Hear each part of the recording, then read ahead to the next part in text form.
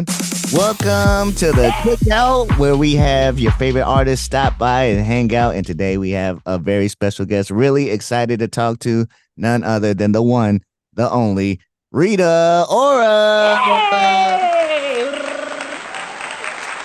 Woo! Hi.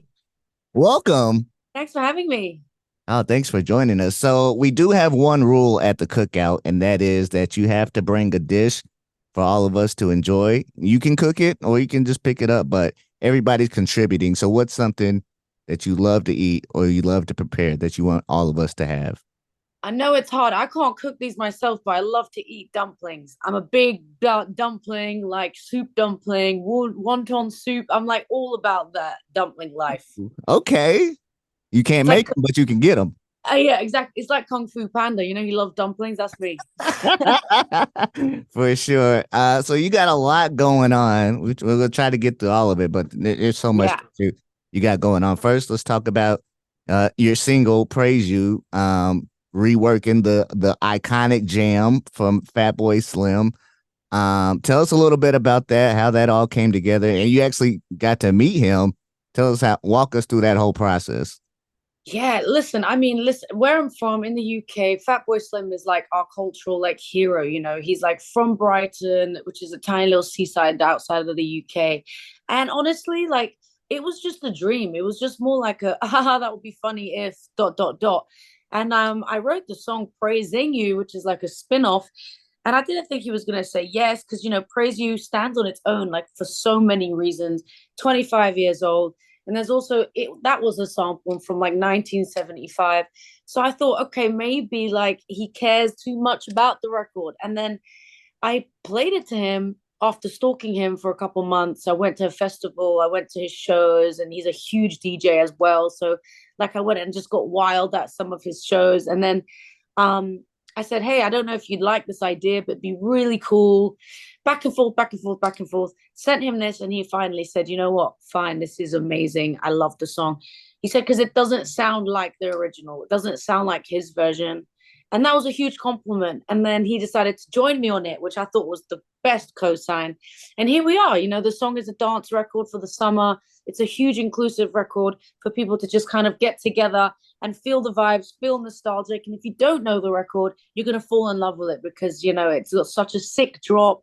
And yeah, No, for sure. Definitely some great positive vibes, makes you want to dance. And I'd say you did it justice. I mean, there's some songs like you're kind of like iffy if you should touch and like remix, but I think you guys did a great job on it. thank you. Thank you. It was all about just feeling that happiness again, like bringing that joy. Sometimes when you think too hard, it like ruins the original. So, like, for me, that drop is that most iconic moment, you know, when it hits and you know what that song is. And yeah, I'm happy we were able to make it work. Yeah, and now you got the video out too, which is a whole deal in itself. Kind of pays homage to the original in that, but you also for the first time worked with your husband on Mm. this video. How was that? Was it okay mixing business and pleasure, or did you have to like, all right, let him do his thing, and then we'll go back to husband and wife later? Like, how did that all go down? You know, I just like we're like best friends. You know, everyone's like, I don't know, you might not want to work with like the ones that you love, but I couldn't wait to get crazy and get messy and creative. You know, we're both creative in our own way, and I really respect and admire him, and I think that his style of work, his sense of humor, like was really going to bring the twist that I needed for this. I guess reinvention of the original. Like the Spike Jones version as well was just like a massive dance party with people that you wouldn't necessarily call dancers. And so we wanted to keep that ethnicity and that vulnerability, and it's just endearing, you know. And I wanted that feeling. So like the whole video is just basically us like thinking we're so good, but we're actually trash. And like that's the point. Like that's the joke, you know. Yeah, no, it's great. It's like a short film in itself because you come on, you know, you're giving the pep talk to the girls, which is hilarious. I don't know if that's him, Tyka's like comedy because There we go. Yeah, he it can is. always weave comedy into the whatever he's doing. So I thought it was hilarious. Thank you. Well, it was a bit of him, and you know, I think it was a bit of us because we do kind of have the same sense of humor, and he's just really good at wording it, you know, and I guess that's what he's amazing at. Yeah, yeah, that's great. Now I kind of hear it as like part of a. I feel like it's gonna be part of a soundtrack of like multiple movies to come. Like, because it probably is already. But like, if you hear this in a movie, what scene do you think is happening? Like, is this like long lost lovers running to each other? Is this you getting ready to go out with your girls? What kind of vibe do you think this sets like for a I soundtrack? swear, honestly, I feel like it's like a car chase, and then like she's just about to know she's about to whoop his ass.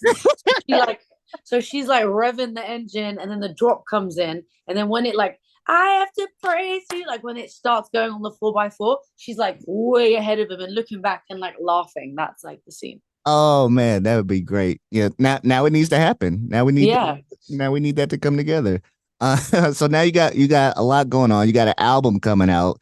You and I, July 14th, which I'll never forget because it's my parents' anniversary and also the day before my birthday. So I'm gonna remember this date for sure. Yeah. Well, I But mean, listen, that's what the album's about, you know. It's about the fact that it's your parents' anniversary. Like the whole album was based off love, so that's a sign. oh shoot, yeah, confirmation. So yeah, I was gonna tell you why did you pick the title You and I, and what's like the overall vibe and theme of the album? It's just such a personal quote, isn't it? Like you and I, it's just so intimate. It's like something you would say to your closest friends, your dearest, and like your loved ones. And I felt like that's what I wanted people to feel with me. Like I wanted people to feel really close. And if you're meeting me for the first time, I wanted you to really feel like you could trust me and relate to me. And the only way to do that is by being honest and being open and being vulnerable. And this album was based off my journey of meeting my boyfriend at the time and journaling down how I'm feeling, and then eventually like marrying this guy and that whole process. And it made me look at my friendships differently and the ones that I love and my family. And so it was just a very nostalgic, personal moment that I wanted to capture. And the only way I could do that was through song. And so, like, it's a love story, really, from meeting the person that you love. I mean, meeting someone to it really changing you as a person. It's like a roller coaster. So, like, it's a cool vibe. Oh, sweet. Well, we appreciate you letting us in on the ride and being a part of that journey. Now, there's like this theory in music. I don't know if you agree with this since you kind of like living it right now, but Yeah. when somebody's happy and has a healthy relationship, people feel like the artist music suffers. Like it's we don't relate the same because we all go through the breakups and the cheating and all Yeah. that. That's easy to relate to, but then you're happy, like, I don't Do we know. want to be happy with them? Yeah, listen, I remember sitting in the studio and saying, like, oh, I don't know, you know, because I know people like a heartbreak. People love a record that's a slow, heart-wrenching song. But I think on the other side, people like to feel happy. Like, you know, it's not always about connecting to the sad times. It's also about wanting to be involved in the good times. Like, especially with what we've been through, like I don't know. I felt like I wanted to feel happy doing something unholy, Sam Smith, feeling all these good vibes. It's like not everything has to be super heartbreaking. And for me, with my journey, I've never really connected with my fans on such heartbreaking terms. It's always been on like dance records, uplifting records. So, yeah, I have a different relationship, I'd like to say, with music for sure. Yeah, yeah. So we'll definitely you'll give us something to like look for those who haven't found their person yet. Yeah, but again, it's not about just being in love with a person. It's again about self-reflection as well. Like this is what this record's about. There's a song on there called Girl in the Mirror, which is about looking at yourself in the mirror and being like, I love me. And it takes a minute to do that. So Yeah, yeah. it's gonna be. I can't wait. That sounds important. Something that we all need to hear. Yeah. Something else you got coming up. Eurovision. You're performing there May 9th. I don't know if America realizes how big Eurovision really is. They might only know it from like the Will Ferrell movie, I but know. it's a big deal. Can you kind of explain how big of a deal that is to be performing there and what your performance is going to be like? Yeah, so I obviously grew up in London, so the Eurovision was huge. It's like every year we would like come around the table, drinks would be a party because it's like every country in Europe like competes to be like the king of Europe, basically. Yeah. So it's like if America, every state had its own song, you know what I'm saying? Ooh. So I feel like it's just a huge music celebration. So yeah, I'm performing live on the 9th of May, over 100 million viewers every year. Like it's a big, big deal. And yeah, I just really can't wait to get there and enjoy it because I was meant to represent the UK back in 2009 when I was a kid, and Oh, I didn't do it. So it's like 360 kind of closing that chapter. wow, wow, wow. Yeah, can't wait to Yeah, see it. That's gonna be awesome. Now, you also got movies that you're doing. You just all around talent I'm doing going it on all. right now. You got movies coming out with Jamie Foxx and Robert De Niro. That one's called Tin Soldier. And then you got another one, the Descendant sequel on Disney Plus.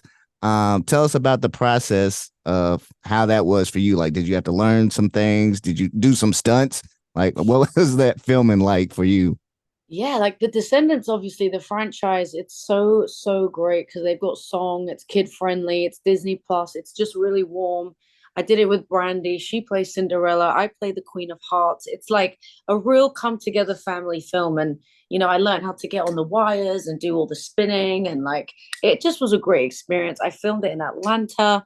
So yeah, check out that. That's coming out on Disney Plus.